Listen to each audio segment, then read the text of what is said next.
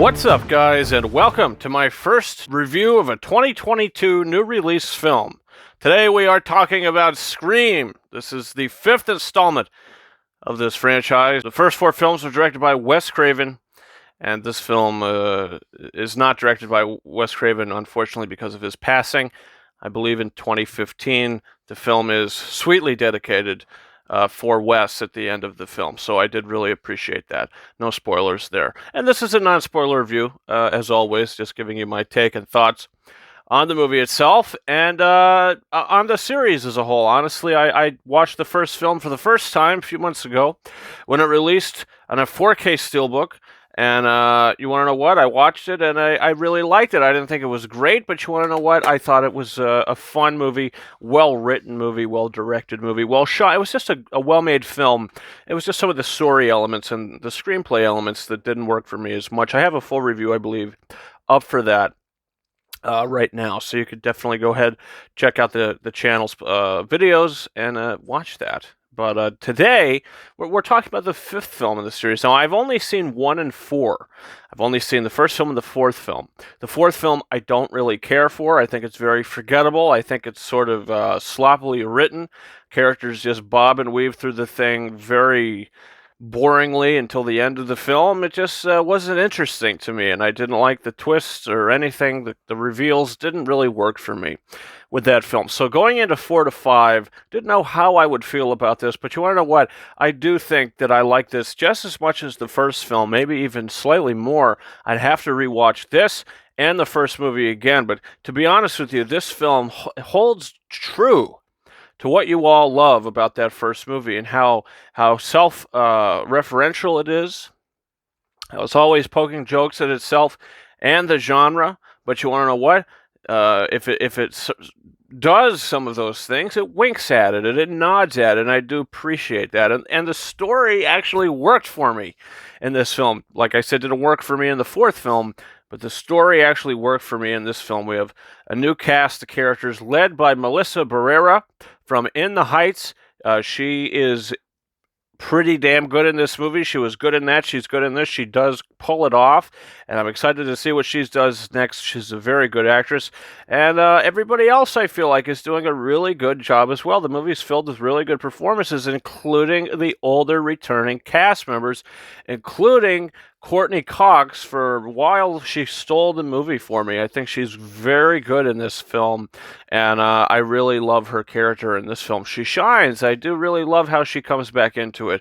And the Dewey character, you know, he's as likable as ever, and he's great. This is the way that you bring back older characters into a franchise and make it worthwhile, make it worth watching. It was very well done, in my opinion. And then you have Sydney. You know, she's coming back into this. Why is she there? What is she doing? It's an emotional connection why she's doing what she's doing, and I love that. It was an emotional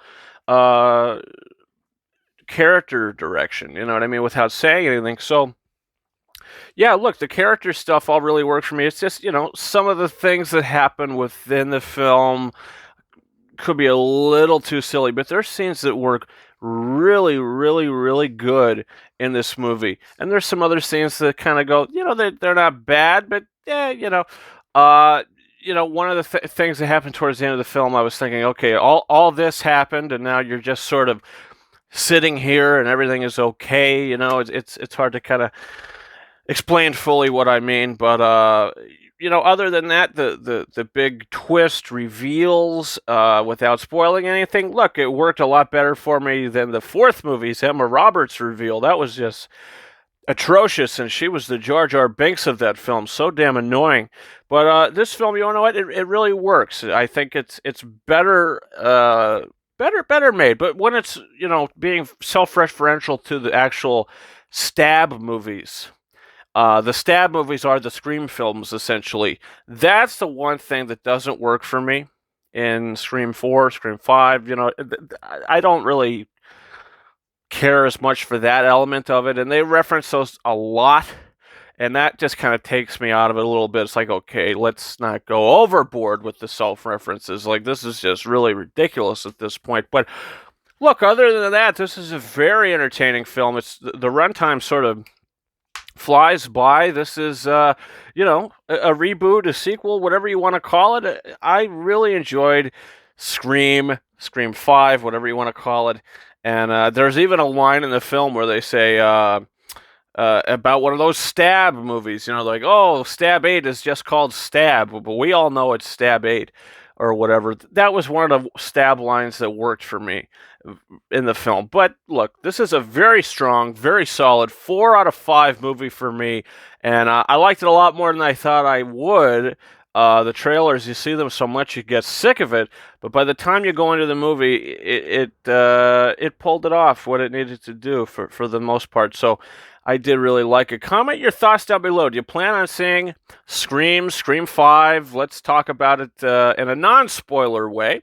What are your thoughts on the film? Also, don't forget to hit that subscribe button. We got a 4K and Blu-ray update video coming, including films like Halloween Kills. We've got The Great Escape and the very highly talked about Pirates of the Caribbean, The Curse of the Black Pearl, plus a lot more titles to be talking about in that 4K Blu-ray update video. And of course, the weekly live show, a couple other things coming in the future. So, yeah, guys, that's been it for now. Thank you so much for watching, and I will see you next time.